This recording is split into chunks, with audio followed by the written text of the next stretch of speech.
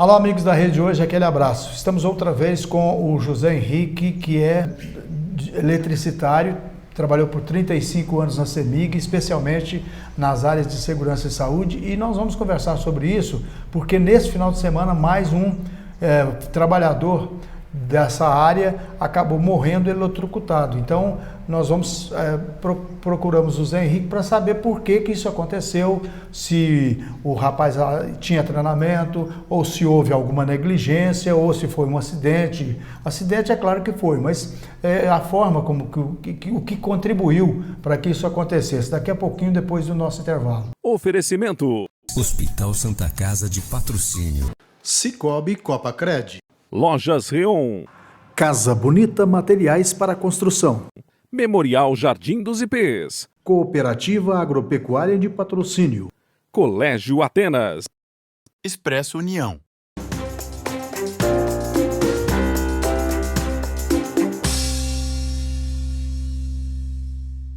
Então, o Zé Henrique está aqui e ele vai falar sobre o sistema elétrico aqui de Minas Gerais. Ele já esteve aqui na Rede Hoje e teve uma grande repercussão, por isso nós o convidamos, para falar sobre a morte em Candeias do David Mendonça, que era um eletricitário e estava em cima do poste, foi eletrocutado, morreu, foi enterrado no domingo.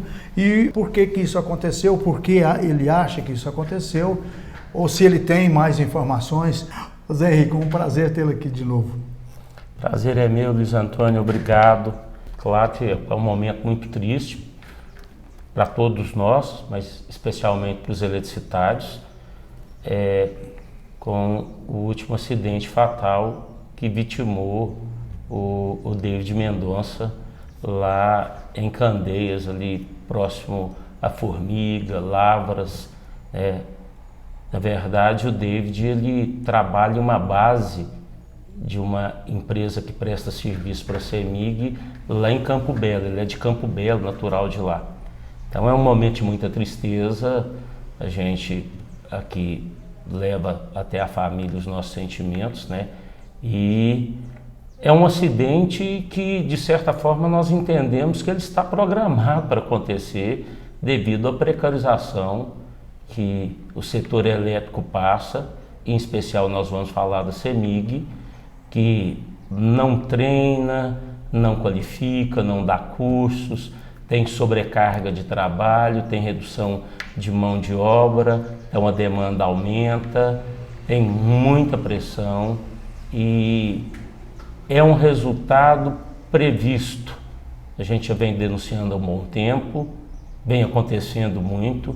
A CEMIG chegou aí no início da década de 2000 até mais ou menos 2010 com um acidente fatal a cada 45 dias e agora na gestão da CEMIG atual, a partir do dia 3 de julho nós já tivemos 5 acidentes fatais. Então nós chegamos a essa marca. Só desse ano? Só desse ano. 5 fatais só nesse ano? 5 fatais só esse ano, a partir do dia 3 de julho. Então nós estamos aí de novo retomando o pior período nosso, que é a cada 45 dias tem um acidente fatal com um trabalhador do setor elétrico em Minas Gerais. Você até me dizia na outra entrevista que os acidentes estão previstos para acontecer pela forma como que esse pessoal vai para o campo para trabalhar, sem o treinamento adequado, Luiz Antônio, é isso. A gente fala isso, as pessoas falam, mas como que você pode afirmar isso? Por exemplo, eu trabalhei por 35 anos na CEMIG, entrei em concurso público em 1988, eu tive 4 meses de formação, um pouco antes de mim era 6 meses de formação. Depois eu tive 2 anos de estágio. Então, o que é estágio? Saía da formação e ia trabalhar sempre acompanhado. E depois disso, muitos cursos, todo ano eu retornava a Sete Lagoas para poder fazer curso. O que a gente vê hoje, com os trabalhadores terceirizados, já era muito ruim, mas hoje é pior, são cursos rápidos. A gente tem aí um histórico dos trabalhadores que estão sendo recrutados para poder trabalhar nas empreiteiras, nas terceirizadas da CEMIG, devido ao baixo salário, não são trabalhadores que têm formação, expertise, que são do setor. Então estão vindo de outro setor, vem muito da construção civil, vem muito da agricultura, né, de serviços mais pesados, procurando uma oportunidade. Hoje o mais comum que a gente tem é um trabalhador que era, por exemplo, um servente na construção civil, porque o pedreiro está em um outro estágio, né? Então ele vem, há um ano atrás ele era um servente, aí há 6 meses atrás ele virou um ajudante da CEMIG, há um ano atrás, né? Antes ele era servente, há um ano atrás ele entrou para poder trabalhar na empreiteira como ajudante, trabalhou 6 meses e depois foi ser eletricista, fez um curso de 2 meses e foi trabalhar. Nós temos muito desses aí que não tem nem 2 anos de experiência, e isso com a precarização, da falta de equipamentos, da falta de manutenção dos veículos e das ferramentas, da rede, das instalações, há muita cobrança, porque aí tem que produzir muito, e ele não tem essa condição que ele está chegando agora, ele não vai conseguir, mas aí pressiona muito, né? E aí a gente chega nesse momento complicado que, principalmente no final do ano, com a questão chuvosa, essa questão do clima, esses trabalhadores são colocados em risco e vai acabar se acidentando, e muitas das vezes o acidente ou é mutilação ou é morte. Então quer dizer que o acidente na eletricidade, ele ou mutila ou mata? É isso o que acontece, pode acontecer de não ter isso, né, de ter uma queimadura e não mutilar. Mas invariavelmente a mutilação é a morte. Né? A mutilação, muitas das vezes, nós temos aqui em Patrocínio 2 casos conhecidos, que é do Lúcio Neri e do Farley, o nosso Farley, o centroavante, que trabalhando aí em uma empreiteira terceirizada, teve um acidente e ficaram mutilados. Mas acontece muito a morte. É uma condição absurda e é um sofrimento muito grande também para quem está vivendo aquela situação. E como é que fica a família quando morre um eletricitário, ou quando ele é mutilado, depois que ele vai sobreviver com aquela mutilação, aquele problema, ele tem apoio dessas empresas? Não, é uma coisa absurda, Luiz Antônio. As empreiteiras, então, as empresas terceirizadas estão prestando serviço para a CEMIG. E aí, ao acontecer, elas é que vão ser responsabilizadas. Nós tivemos mudança da lei, porque antes quem contratava, igual a concessionária energia, ela era solidária, né? Então ela responderia junto. Mudou a lei. Então agora quem responde é só a terceirizada. E aí ela deixa de dar assistência, muitas das vezes, com os acidentes, as empreiteiras abandonam o contrato, mudam de nome, porque vai ter ali que acontecer o ressarcimento, é um direito. Isso é um direito objetivo. Não depende, muitas das vezes, falar, mas o trabalhador pode ter concorrido para o acidente. Independente disso, a obrigação é do empregador de garantir que ele trabalhe nas condições ideais, as que estão definidas por legislação, por normas, por instruções, e se ele não tem essa condição, ele não pode colocar a trabalhar. Só que o empregador sabe que ele não tem essas condições, ele coloca porque é barato. Então, a hora que acontece o acidente, objetivamente, terá que ser indenizado. Então, será através de uma ação na justiça, mas muitas das vezes deixa de existir a empresa. Então é um sofrimento, e aí é um sofrimento para a família. A gente tem casos de familiares, principalmente para aqueles que ficam mutilados, de um filho virar o braço do pai que perdeu o braço, aí ele fica o tempo todo, muitas das vezes ele não tem como fazer as suas higienes pessoais, então acaba criando um problema familiar muito grande, e isso é decorrência de um modelo de gestão escolhido para poder dar muito lucro e, no nosso caso agora mais contemporâneo, também para poder precarizar, deixar a população insatisfeita, para ser uma narrativa para falar precisa privatizar. E a gente está vendo que a privatização acho que não está funcionando bem. Não funcionou no norte do país, que Rondônia ficou 28 dias sem energia e São Paulo também agora teve nós falamos até disso no outro programa, que São Paulo ficou quase uma semana sem energia, uma cidade daquele tamanho e privatizado. Luiz Antônio, eu posso afirmar, claro que existem opiniões diferentes, o mundo tem a liberdade, né, de pessoas pensarem diferente, mas setores estratégicos que o papel desempenha que o Estado desempenha o papel de estar ali responsável por fazer a condução desse setor estratégico, e dentre eles o setor de energia elétrica, não pode ser privatizado. E ela não é a solução, não é agora, isso não é um conceito meu de um segmento só ligado aos trabalhadores. Isso é um conceito da área de conhecimento técnico que tem hoje no mundo inteiro esse alinhamento. Então, se a gente for observar o que está acontecendo... Água, isso é tudo estratégico. Isso, se a gente for observar o que está acontecendo na Europa, principalmente com a guerra entre Rússia e Ucrânia, a gente vai falar, não, mas é por causa desse advento que está discutindo isso. Não, essa já é uma forma de conduzir um setor estratégico como energia. Por exemplo, a CEMIG é uma empresa pública criada em 1952 por uma lei estadual, pelo Juscelino Kubitschek, com o objetivo de fomentar o desenvolvimento do Estado, né, e de trazer condições para a população. Então, tanto o crescimento econômico quanto a questão social. Se a economia mista, está previsto que vai ter acionista ali, e se vai ter acionista, vai ter lucro. Isso não é um problema. Na década de 70, no regime militar, que a gente tem críticas com relação a algumas práticas do regime militar, mas naquela época o regime militar, né, então, aqueles que estavam no poder tinham uma visão estratégica. Via isso como estratégico. Via isso como estratégico. Naquela época o setor elétrico era privatizado. Então nós tínhamos muitas concessionárias de energia que eram canadenses, que eram americanas, que era capital externo, não era nem de capital local. Lá no Rio era Light, né? Light. Em Belo Horizonte era a Companhia de Força e Luz. E aí, através do Mário Pena Bering, que é um engenheiro que teve junto com o Juscelino na época da criação da CEMIG, ele foi chamado pelos militares para poder conduzir a Eletrobras e fazer a restatização. Então, para ver, isso é uma coisa de muito tempo, a gente sabe que isso vai dar errado. E a privatização, a gente fala que ela dá errada, por exemplo, a CEMIG, vocês vão falar, a CEMIG não está privatizada?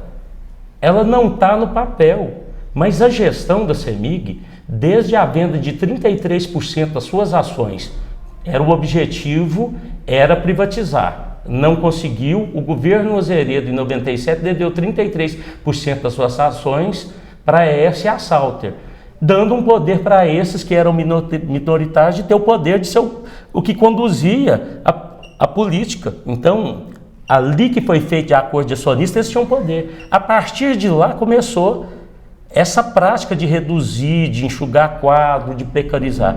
Nós tivemos ali um tempinho que foi do Itamar, né? Quando o Itamar foi eleito, na sucessão do Azeredo, a gente vai lembrar do Itamar mobilizando as forças, né, do Estado, né, a polícia militar lá para a região de Fama, a questão de Furnas, que ele falando que ia enfrentar o exército, aquilo, claro, muita gente ria e falava, não, mas foi uma questão de estadista para falar, não mexa no setor elétrico, e aí naquela época ele conseguiu reverter um pouco essa condição do contrato dos acionistas, né? Mas depois vem Aécio, vem Anastasia, e até o governo Pimentel não mudou isso. E agora no governo Zema, que veio com a pauta escrita dessa forma, ele foi eleito falando, eu vou privatizar a CEMIG porque ela não presta um bom serviço. Na realidade o Zema, ele tem dito sempre que ele quer um Estado mínimo, né? Uhum. Então ele vem com essa pauta, quer dizer, o Estado mínimo, quer dizer, menos interferência do Estado. Então quem vai fazer a regulação são as pessoas, falar que é liberal, mas na verdade tem gente que fala que duas coisas que não existem no Brasil: nem anarquia nem liberalismo, porque a hora que acontece qualquer problema para os liberais, ele vai para o Estado para poder buscar recurso público. Então isso não é liberalismo, gente. Isso na verdade é direcionar para com que o Estado financie, são as questões do capital. Então nessa situação da piora, a gente tem exemplos. Você falou aí lá do Norte, né? O apagão do Norte, ele já é com a Eletrobras privatizada. Ela foi privatizada no governo anterior ao que está aí, federal, né? Então ela foi privatizada. E já é a falta da manutenção e a redução de quadros. Então quando não tem a manutenção e acontece falha no equipamento, ele vai tirando em cadeia. Então nós vivemos isso em São Paulo. Muita gente vai falar, mas isso que aconteceu em São Paulo é por causa das questões climáticas, foi o vendaval. Posso afirmar para vocês, o sistema elétrico ele é robusto, ele tem como ser dotado de alternativas, de recursos, de outros caminhos de energia. A engenharia é muito bem pensada para poder suportar ventos, né? Tem uma parte de inteligência, principalmente do ponto de vista da meteorologia, para poder apontar o que vai acontecer. O que gera aquele problema é porque as estruturas já estão comprometidas, não tem investimento para melhorar. Por exemplo, você tem redes passando em locais que já está ali apontando que é um local que, se tiver alguma chuva, aquilo pode ceder. Então tem que ir lá e repensar o projeto para poder tirar daquela condição. Árvores. E redução, né, do material, do pessoal. Além de reduzir o pessoal, o que é mantido, você diminui o valor, né, do seu salário, da sua remuneração. Então você não vai encontrar um bom profissional. Passa a ser terceirizado, né? Passa a ser terceirizado. E isso, quando acontecem os eventos, que seja ele de natureza técnica, que seja um defeito de equipamento, ou se seja com interferência de algo ambiental, quem está indo lá para corrigir, ele não tem a capacitação suficiente para isso. E como é que fica o funcionário dessas empresas terceirizadas a partir de agora? Por exemplo, que já morreram 5 de julho para cá, né, em 6 meses, morreram 5 pessoas em atividade. E como é que ficam esses? Como é que ele vai para o campo? Como é que ele vai para enfrentar o dia a dia? Luiz Antônio, eu vou falar assim, já vivi isso de perder companheiro próximo. É muito difícil, mas você precisa prover o seu lar, né? Então você precisa levar o alimento, você precisa levar a saúde e garantir de prover as necessidades essenciais e básicas de uma família. Você vai, mas a situação sua é piorada. Porque o adoecimento mental hoje é algo contemporâneo, e num setor como o setor elétrico é muito grande, porque ele sabe que ele não tem as condições ideais de trabalho. Então isso também contribui para com que que aconteçam novos acidentes. Porque estando adoecido e pressionado, é difícil de eu fazer aquilo que é necessário. Eu não tenho esses recursos. Ele é induzido mais ainda ao erro. Mais ao erro. Então, por exemplo, nós tivemos até agora, de julho para cá, nós tivemos 5 acidentes. 2 foi do quadro próprio da CEMIG. Começa lá no dia 3 de julho, com o Gabriel Luciano ali em Pai Joaquim, que é um absurdo, é um acidente com uma equipe da CEMIG, tinham 10 trabalhadores, mas trabalhando em condições precárias em uma subestação lá de Pai Joaquim, que já estava com um problema há muito tempo, demorou a resolver, e quando foi resolver, não foi empregado todos os recursos necessários para isso, porque a CEMIG não os tem disponibilizado. Então até hoje, o relatório do Gabriel, que foi concluído no dia 2 de setembro, nem divulgou. Que a CEMIG teria que divulgar, porque ela tem que tomar ações. Então ela não tomou ações, os trabalhadores continuam nessa situação. É igual quando cai um avião.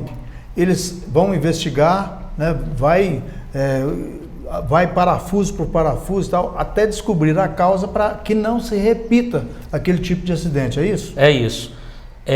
As empresas, né, e a CEMIG adota isso, de uma prática reducionista em relação à análise do acidente. Ela tenta focar em você, trabalhador. Então foi um erro humano. E na verdade isso é um conceito ultrapassado. Ele tem que pegar todos os aspectos organizacionais, os gerenciais, como que está demandado o trabalho, como que ele está distribuído, quais os recursos que estão sendo colocados ali, a formação, qual que é a interação com outros setores do planejamento e da engenharia. Então isso tem que ser avaliado e isso, estando precário, coloca o trabalhador como a única pessoa resolvendo tudo e ele não pode. Você precisa ter essa escala. Mas para te falar, a gente teve o Gabriel Luciano no dia 3/7, depois a gente teve um acidente com um trabalhador de uma usina fotovoltaica da CEMIG entre Montes Claros e Pirapora, um acidente de trânsito, foi de trânsito? Não, ele estava trabalhando e é isso, é uma cobrança. Hoje, um eletricista aqui de Patrocínio, ele não roda menos de 300 km por dia. Porque, por exemplo, nós tínhamos eletricista lá em Iraí, nós tínhamos em Serra do Salitre, em Guimarães, nós tínhamos em Coromandel, nós tínhamos hoje não tem, então tem só em Patrocínio e Monte Carmelo, então você tem que sair. Então você vai num lugar, vai outro, e quando chega no período de chuva, pior. Então não é um acidente de trânsito. Eu estou indo para um lugar, porque não tem um trabalhador lá que deveria ter, e é remunerado para isso, não tem agência de atendimento nessas cidades, não tem. Vai num botequim para poder fazer a reclamação.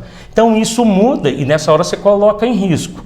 Então, esse acidente que aconteceu lá entre Pirapora e Montes Claros, depois teve o do Marcelo de Oliveira, no dia 18/10, Marcelo Santos Oliveira, lá em Frutal, colega do quadro próprio da CEMIG.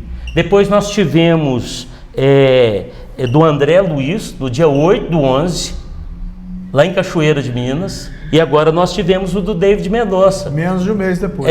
Então assim, nós voltamos a ter os piores indicadores de segurança. É porque eu não posso trazer para vocês aqui o gráfico da CEMIG. Eu trabalhei da CEMIG até a semana passada, mas mesmo assim é um documento que está lá e eu não posso. Mas, por exemplo, você pode entrar em contato e pedir a CEMIG. Você pode até fazer melhor, entrar na página do Relação Institucional da CEMIG, RI CEMIG, que está lá as divulgações a respeito dos resultados. Do terceiro trimestre está lá. Você pode pegar dos últimos anos, você vai ver o gráfico em relação à segurança, a número de trabalhador e ao mesmo tempo você vai ver que o lucro sempre lá em cima. Então, é essa situação que coloca em risco. Eu conversei com você há cerca de uma semana, denunciando a situação lá de Araxá, que é um problema gera um perigo para o fornecimento. Já foi resolvido? Não. Você vê, nós estamos chegando aí a praticamente 2 semanas e nada foi feito e tem como fazer. Você tem ativos, você tem equipamento lá daquela subestação ou equipamentos equivalentes, similar àquele, lá em Belo Horizonte, é trazer e trocar. Então por que não faz? Por que não faz? Então quando nós falamos disso, eu falei do risco do fornecimento, um problema para todos os consumidores, são os consumidores aí residenciais, são os comerciais e os industriais. Pois é o que você disse, porque na residência corre-se o risco de queimar uma geladeira, de queimar uma TV, um prejuízo. E tem o problema da indústria, por exemplo, a mineração, que acho que teve um problema aqui em Patrocínio, né? Há uma reclamação, pelo menos que eu tenho conhecimento, em relação à Mosaic, que está havendo isso que a gente observa na cidade. A gente está vendo essas quedas de energia, que cai e volta, que isso interfere no funcionamento dos equipamentos. Imagina isso para um setor produtivo que tem equipamentos pesados. Então está acontecendo para todo mundo. Então tem reclamação, vários consumidores estão reclamando, os irrigantes têm muito problema, porque o equipamento... O produtor de leite que usa ordenha. É o que mais sofre. E aí o que mais sofre é o produtor de leite. Então tem uma bacia leiteira importantíssima e predominantemente de economia agrícola, de subsistência familiar. Imagina, quando você fica sem energia e chega de ficar até 3 dias... Tem que jogar 1000 litros de leite 1000 litros. E aí, é claro que existe forma de você fazer reclamação, você vai reclamar. Mas um produtor rural, e vocês sabem disso, ele não tem tempo de parar a sua lida ali para poder fazer uma reclamação. Ele acaba tendo prejuízo porque ele não tem isso.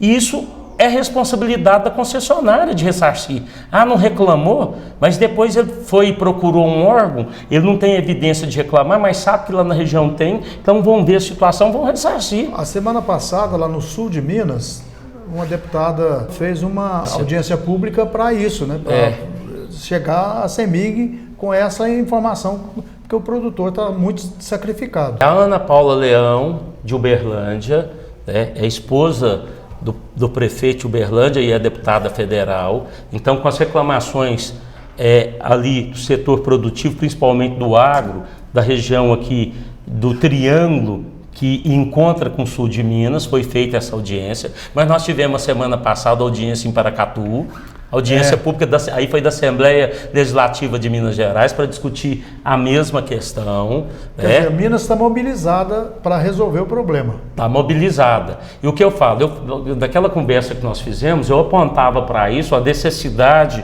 da gente mobilizar, buscar informação. Eu tenho um amigo empresário aqui de Patrocínio, que nas nossas conversas, né, de troca de ideias, ele sabendo disso, ele se dispôs e falar, olha, eu vou levar isso a conhecimento do governador, porque ele o conhece, ele tem ali aqueles que livre acesso, né? Tem livre acesso, então teve os emissários, né, que foi, aí ele falou, você pode falar a respeito, explicar. Eu até falei, eu vou escrever, falei, não, faz um áudio, eu fiz um áudio, mandou o áudio, a resposta veio da seguinte forma, não Aí veio para esse amigo falando da seguinte forma, olha, aí foi o emissário, entreguei para o governador sabe, ele sabe do apagão, ele sabe das condições lá da subestação, ele sabe que vai ter apagão, mas pode ter, né? Essa situação pode gerar mais apagão, mas ele está impedido de tomar medidas porque a CEMIG é uma autarquia e ele não pode intervir. Eu escutei, e é claro, a gente tem que respeitar, mas a gente não pode. Eu tenho o direito de não concordar, até porque eu tenho informação. Né? Olha, a CEMIG é uma empresa de economia mista. E o maior acionista é o Estado de Minas Gerais. Portanto, quem indica... Então quem indica é o governador, né? Indicando as pessoas que estão lá dentro da CEMIG, elas devem resposta ao governador. Então não vou falar que o governador tem como sair dos seus afazeres, eu posso divergir da condição política que ele está dando para o Estado, porque eu tenho uma outra opinião, mas eu tenho que respeitar, porque ele foi eleito. E ele está fazendo conforme aquilo que ele colocou no seu programa, né? Então, para poder sair o Zema, vai ter que ter outra eleição. Claro que não vai ser reeleito, que é o segundo mandato dele. Mas ele está fazendo o trabalho dele. Mas dentro do trabalho dele, é discutir isso. Claro que no trabalho dele não está dele sair lá do gabinete, ir lá para Araxá, chamar os trabalhadores, vamos aqui, vamos fazer os reparos. Ele nem pode fazer isso, porque ele não tem preparação para isso. Ele não está formado atrás, mas cabe a ele a decisão.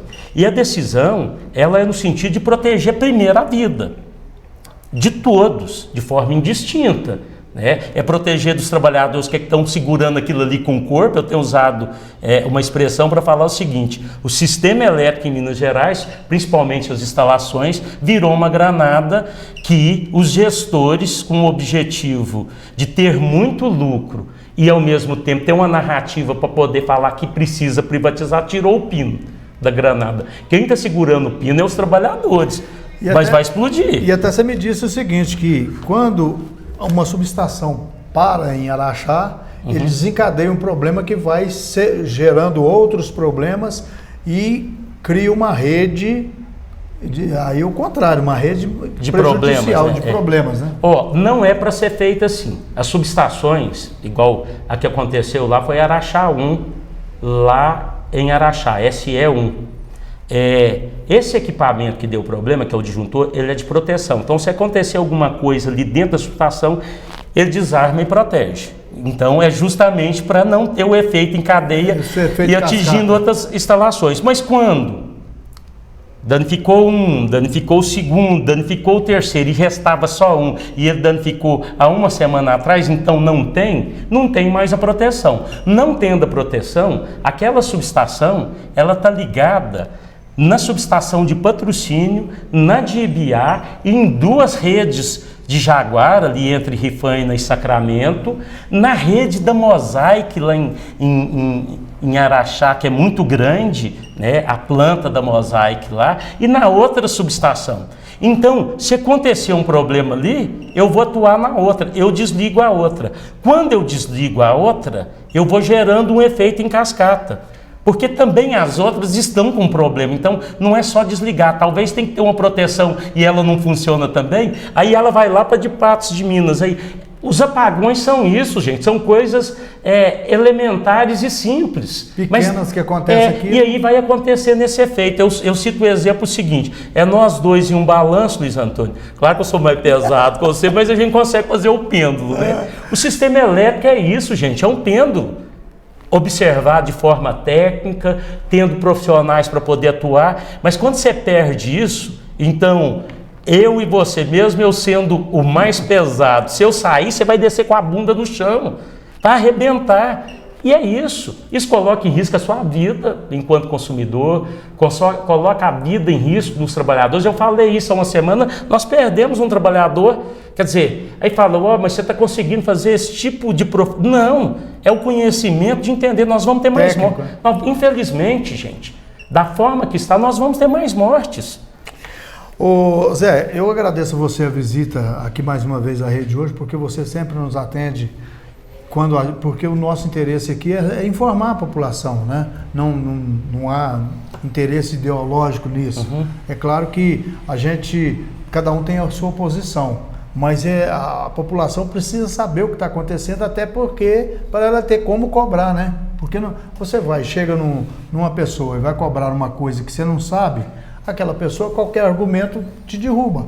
E quando você está bem informado, você contra-argumenta, né? Eu falo, muitas das vezes as pessoas vão pensar, tem 35 anos de CEMIG, mas eu sou eletricista, né? Ainda sou porque eu sou eletricista, eu vou continuar sendo, Luiz Antônio, eletricista, né? Jamais vou deixar de ser. Trabalhei até a semana passada, então indo para a rua, subindo do poste, mexendo no medidor, emendando cabo, mas a CEMIG me permitiu ser um profissional que teve boa formação, muita formação, vários cursos. Além disso, uma pessoa interessada pelo setor, eu leio. Então eu não estou pensando só na eletricidade da CEMIG, eu vejo o setor elétrico e energético. Mas muitas das vezes vocês vão ouvir e falar, mas um eletricista está falando isso, o governador fala que não é, quem é ele? Então assim, muitas das vezes a palavra oficial, ela pode ser a mais absurda possível, mas ela cala para as pessoas porque é aquele que eu escolhi e ele tem, parece que notório saber. Mas eu posso falar para vocês, com a minha experiência, o que eu estou afirmando para vocês é que a situação que está aí foi uma escolha de um modelo de gestão que não é uma particularidade da CEMIG, ela é do setor elétrico nacional, em obter lucro em um setor que não é para isso, é um setor para poder gerar desenvolvimento, é um setor para fomentar, né, o setor produtivo, as condições sociais, que precisa de trabalhadores capacitados, treinados, bem remunerados, porque é um serviço de alto risco. Então, quando eu estou falando isso para vocês, é buscar essa informação. Ela não precisa ser a minha que fica aqui para poder prevalecer. Pode buscar essas informações e ler, vocês vão ver que estão acontecendo. E a minha preocupação aqui, Luiz Antônio, é com as vidas, principalmente com as vidas dos meus colegas de trabalho, principalmente os terceirizados, que não têm a condição de insurgir contra. Talvez nós dentro da CEMIG a gente ainda tem uma relação que a gente ainda pode falar. Que você tem mas os terceirizados e principalmente com o ser humano de forma em geral que consome energia, que precisa para o seu bem-estar, mas também que precisa para produzir o alimento, para produzir os insumos, para produzir os bens de consumo. Então é isso, obrigado. Estou à disposição e é isso. Não tenho como nesse momento, não agradecer essa oportunidade, que ela é importante informar a todos e eu sei cumprir esse papel. Pois é, nós conversamos aqui com o José Henrique Vilela, que é eletricitário, com boa formação técnica, com ótima formação técnica e muita informação teórica também, e que trouxe mais uma vez esse assunto aqui, depois de mais um acidente que causou a morte de um trabalhador terceirizado que atuava por uma empresa terceirizada para a CEMIG e morreu lá em Candeias nesse fim de semana, que é o David Mendonça. Eu agradeço a sua audiência, peço a você para dar um like, né, para comentar essa matéria, para distribuir essa matéria também, porque ela é muito importante, e claro, para você se inscrever aqui no canal. Nós já temos mais de 33.300 inscritos e você vem para cá, vai nos ajudar muito. Um abraço e até o próximo.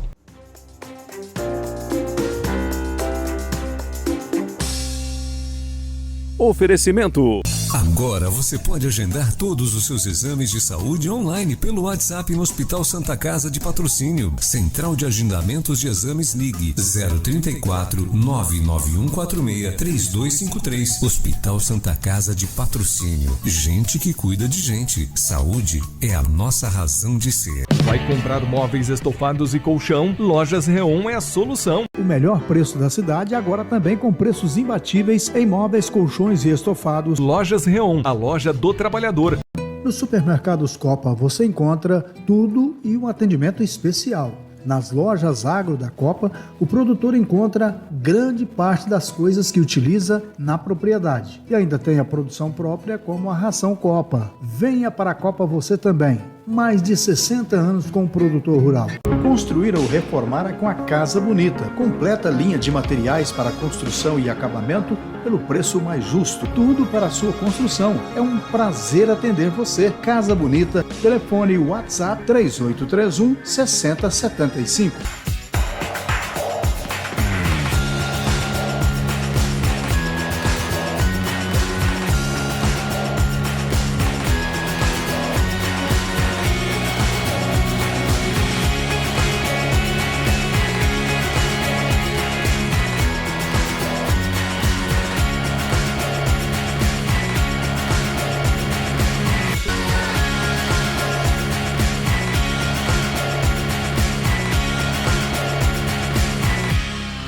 Colégio Atenas tem uma equipe muito bem preparada para tratar seu filho com cuidado e carinho. É a garantia de que seu filho terá um ensino de qualidade. Colégio Atenas, incomparável. Somos o Memorial Jardim dos Ipês. Um cemitério-parque completo, cuidadosamente planejado para acolher e dar conforto nos momentos difíceis da vida. Trabalhamos sob o conceito de igualdade. Venha conhecer o Memorial Jardim dos Ipês. Eu só queria te contar que vale a pena conhecer o cooperativismo. Um movimento financeiro e social em que você não é cliente, é dona e dono. Cooperativismo financeiro é assim. Quanto mais gente fizer parte, maior será a transformação. Tá aí a explicação. Tem explicação, tem explicação. Mais que uma escolha financeira. Cicobi Copacred.